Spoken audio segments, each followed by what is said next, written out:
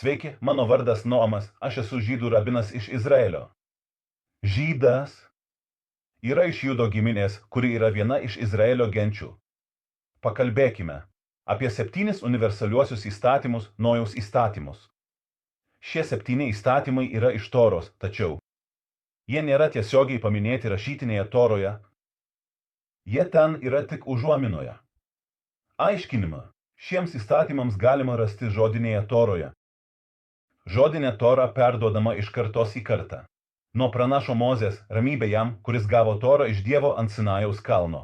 Ant Sinajaus Mozė gavo rašytinę Torą ir žodinę Torą. Žodinė Tora paaiškina rašytinę Torą, taip pat aiškina 7 įstatymus, taikomus visiems žmonėms, kurie taip pat vadinami Nojaus įstatymais. Nojus buvo žmogus, kuris išgyveno potvynį. Buvo laikas, kai Dievas supyko ant žmonių ir apdengė pasaulį vandeniu, nužudydamas viską, kas buvo gyva ant žemės. Tik Nojus, jo šeima ir gyvūnai, kuriuos jis atvedė į laivą, neišgyveno. Nojus pastatė laivą pagal nurodymus, kuriuos gavo iš Dievo. Visi žmonės juokėsi iš Nojaus tik dėl to, kad jis pastatė laivą, didelį laivą. Nojus jiems pasakė, kad bus didelis lietus, potvynis, kuris nuplaus visą pasaulį. Visa ši istorija yra paminėta Toroje. Dauguma žmonių pasaulyje žino šią istoriją, bet tai, ko dauguma žmonių nežino, yra tai, kad po potvynio pabaigos, kai lietus baigėsi, Nojus išėjo kartu su visa savo šeima ir gyvūnais, kurie buvo laive. Ir Nojus gavo 7 įstatymus iš Dievo, 7 įstatymus visam pasauliui. Arba todėl, kad visi, kurie šiandien yra pasaulyje, iš tikrųjų kilę iš Nojaus tęsia žmonių egzistavimą pasaulyje. Šie įstatymai vadinami 7 Nojaus vaikų įstatymais ir priklauso visam pasauliui, o ne tik Izraelio vaikams, žydams. Izraelio vaikams, žydams yra 613 įsakymų, kurie privalomi mums žydams. Tačiau visi pasaulio žmonės turi laikytis 7 Nojaus įstatymų, kuriuos jis gavo po to, kai jis paliko gamtą ir, kaip sakiau, šie dėsniai nėra paaiškinti rašytinėje Toroje. Jie paaiškinti šiandien sakomoje žodinėje Toroje. Mes paaiškinsime šiuos 7 svarbius įstatymus, kurių mes visi turime laikytis. O ne, todėl, kad jie turi daug prasmės. Nes Tora mums nurodo tai daryti. Visa Tora ateina iš Dievo. Dievas mus moko, ką daryti ir ko nedaryti. Tora yra Dievo žodžiai. Tora mums paaiškina, ką daryti. Kaip sakiau, yra žodinė Tora, kurią kalbame. Ir mes privalome priimti šiuos įstatymus. Nes jie kyla iš Toros, o iš tikrųjų kyla iš Dievo. Šiuos įstatymus gavo Nojus. Noriu paaiškinti Nojaus 7 įstatymus ir kaip jie atneša taiką pasaulyje, kaip jie gerina santykius tarp valstybių ir tautų, taip pat santykius tarp skirtingų tautų. Tai yra atsakymas, kurį Tora suteikia pasauliniai taikai. Jei norime, kad būtų tokia taika, pasaulinė taika gali įvykti tik tada, jei klausysime Dievo žodžių, kurie yra užrašyti Toroje. Ir šie 7 įstatymai yra įstatymai, kuriuos kiekviena tauta ir valstybė turi laikytis ir priimti. Valstybė, kuri laikysis šių įstatymų, bus stipri valstybė. Ir tai yra Dievo pažadas. Tokioje valstybėje bus tikra taika. Tokioje valstybėje Dievas suteiks visas palaimas. Ir kai pasieksime išganymo laiką, pagal tai, ką sako visi pranašai, ši karta yra paskutinė karta. Paskutinė karta tremtyje ir pirmoji išganymo karta. Kiekvienas, kuris nori priimti šiuos 7 įstatymus, nes jie kyla iš Toros ir ateina iš Dievo. Dievas juos davė visam pasauliui, o ne tik vienai tautai. Tai yra užrašyta Toroje. Ir kiekvienas, kuris laikysis šių įstatymų, turės dalį išganime, visiškame išganime. Išganimas ateis labai, labai greitai.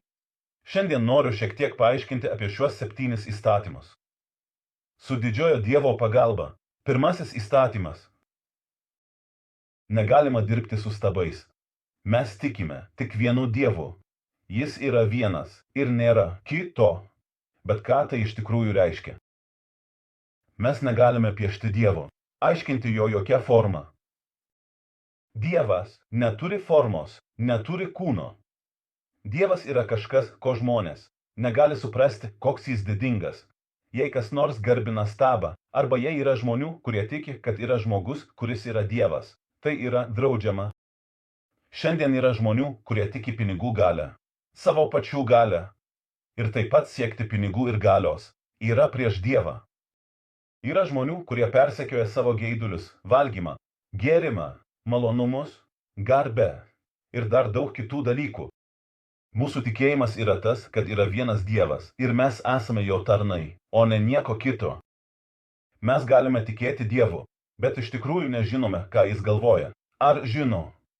Ir turime būti paprasti su Dievu, nes mūsų supratimas apie jį yra ribotas. Mes galime pažvelgti į pasaulį ir pamatyti visus nuostabius dalykus, kuriuos Dievas padarė ir daro, bet iš tikrųjų nesuprasti. Dievas buvo prieš viską, kas buvo sukurta. Ir bus ir po to. Dievas bus amžinai. Mes suprantame, kad Dievas teikia pragyvenimą pasauliui, duoda gyvybę visam pasauliui. Dievas stebi visą pasaulį, bet mes, žmonės, iš tikrųjų negalime suprasti Dievo. Toros knyga moko mus, kaip laikytis pasaulio įstatymų. Toros knyga taip pat įspėja mus, kad negalime garbinti stabų, negalime daryti atvaizdų. Negalime klauptis prieš nieką, išskyrus Dievą. Taigi tai buvo pirmasis Nojaus įstatymas, ir kiekvienam, kas jo laikosi, bus suteikta palaima. Antrasis Nojaus įstatymas. Draudžiama keikti Dievą ir jo vardą. Tai yra šventvagystė. Mes turime tik šlovinti Dievą. Bet ką tai reiškia? Ką tai reiškia keikti? Yra paprastas būdas, kurį kiekvienas žmogus supranta, kad negalima keikti. Bet kartais savo gyvenime mes ieškome kažko, ką galėtume apkaltinti dėl dalykų, kurie mums nutinka. Mes piktiname dėl dalykų, kurie mums nutiko. Turime suprasti, kad viskas, ką Dievas daro, yra gera. Turime stiprinti savo tikėjimą ir pasitikėjimą, kad viskas, ką daro, yra mūsų labui ir geroviai. Tai reiškia, kad turime suvokti, jog kiekvienas veiksmas, kiekvienas sprendimas, kiekviena pastanga yra nukreipta į mūsų gerovės užtikrinimą. Pavyzdžiui, kai susidurime su sunkumais ar iššūkiais, turime tikėti, kad jie yra skirti mūsų augimui ir tobulėjimui. Tikėjimas, kad viskas vyksta dėl mūsų gerovės, padeda mums išlikti stipriems ir motyvuotiems siekti savo tikslų, nepaisant kliūčių, kurios gali pasitaikyti kelyje. Ir Dievas valdo pasaulį su gailestingumu, kad galiausiai visi mes būtume ištaisyti ir geri. Dar vienas dalykas antrame įstatyme. Negalime keikti žmonių Dievo vardu. Negalime naudoti jo vardo tokiems dalykams. Trečiasis dėsnis – žmogžudystė. Yra draudžiama, o kitų gyvybė turi būti gerbiama. Net jei jis iš kitos šalies ar kitos genties. Matome, kad yra žmonių, kurie žudo ir tai yra labai blogai Dievo akyse. Toros knyga įsako mums neimti kito žmogaus gyvybės. Šis įstatymas yra Dievo dekalogė, kurį jis davė Izraelio tautai Sinajaus kalne. Tai iš esmės yra įstatymas, kurį svarbiausia yra laikytis. Ne todėl, kad man tai atrodo teisinga, nes rytoj tai gali atrodyti kitaip, o todėl, kad šis įstatymas yra Dievo įstatymas. Per teroristų ataką negalima žudyti, pasiimk į teismą, draudžiama atimti savo gyvybę. Įstatymas įrašytas į Toros ritinį. Aš tikrai nekalbu apie karą, jei jūs tikrai juos nužudote. Arba, pavyzdžiui, jei tikrai įvyksta teroristų išpuolis. Tai tikrai yra draudžiama. Ką nors tikrai nužudyti. Žinoma, ne vienas žmogus neturi teisės atimti kito žmogaus gyvybės. Net ir savo. Nežeiskite kitų ir nežeiskite savęs. Ketvirtasis įstatymas čia – draudžiami santykiai. Kiekvienas žmogus turi gerbti santuoką. Žmona turi gerbti vyrą, o vyras turi gerbti žmoną. Santuoka yra šventas dalykas. Negalima turėti lytinių santykių už santuokos ribų. Negalima turėti lytinių santykių tarp vyro ir vyro, arba tarp moters ir moters. Negalima turėti lytinių santykių šeimoje, Dievo gailestingumu, su broliu ar seserimi, mama, tėčiu, sūnumi ar dukra. Negalima turėti lytinių santykių su ištekėjusia moterimi ar su vedusiu vyru. Negalima turėti lytinių santykių su gyvūnais. Visi šie dalykai, kuriuos Toros knyga draudžia. Turime gerbti Toros knygą. Tora paaiškina, kad teisinga santykių sistema tarp vyro ir žmonos yra svarbi. Tai yra teisinga sistema. Galite patys pamatyti, kad tautos ir šalys, kurios gerbia šiuos įstatymus, praranda visas palaimas, kurias turi. Jie turi karų ir daug problemų. Ir šios problemos kyla, nes nesilaikoma šių įstatymų. Labai svarbu, kad suprastumėte, kiek šis įstatymas yra pagrindinis.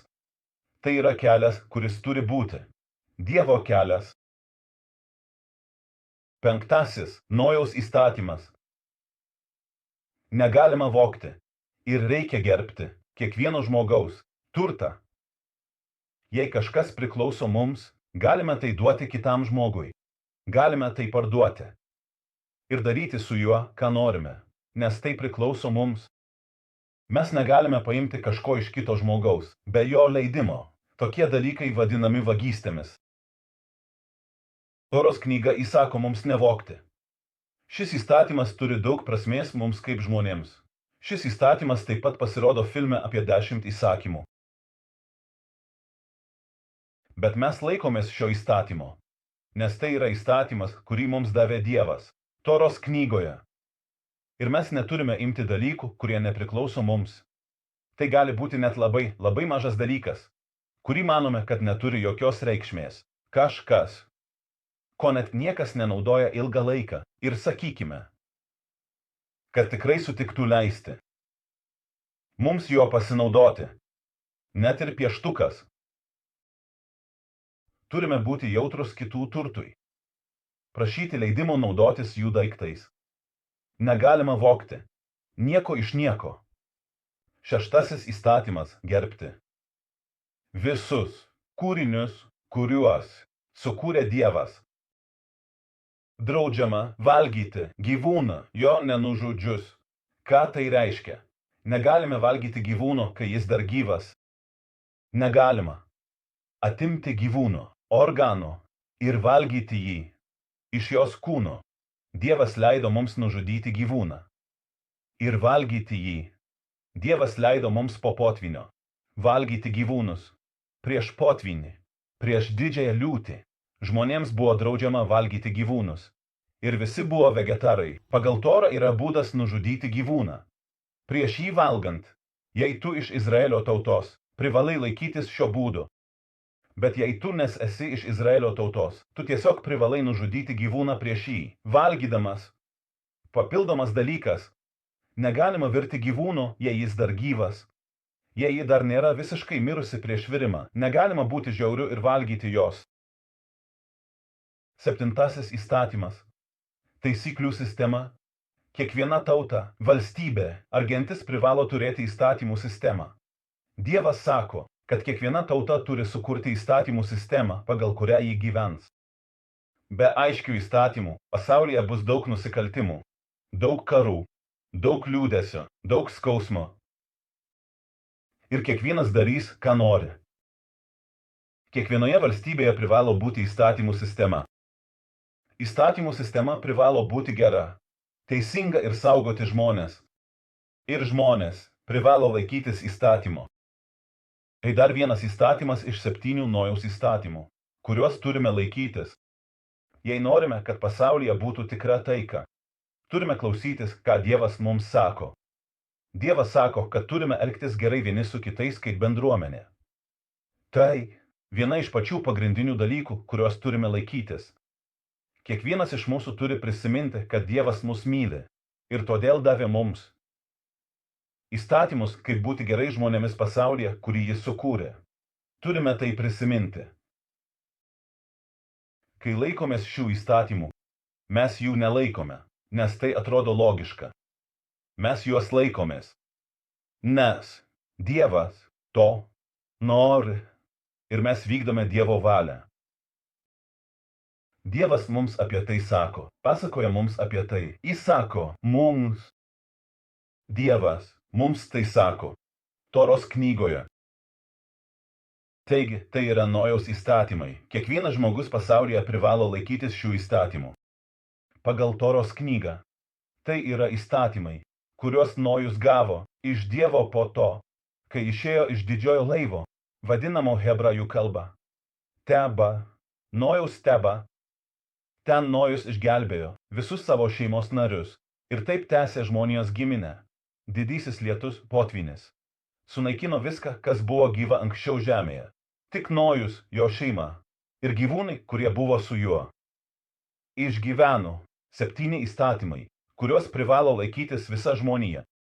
Nojus gavo iš Dievo ir kiekvienas žmogus ir moteris pasaulyje privalo juos laikytis, nesvarbu, iš kur jie yra. Ar norite tikros taikos pasaulyje? Ar norite tikros taikos tarp savęs ir savo draugų? Tikra taika su kaimynais, su kita šalimi. Pradėkite laikytis šių įstatymų. Dievas nori tik gero visiems mums. Ačiū labai ir sudie.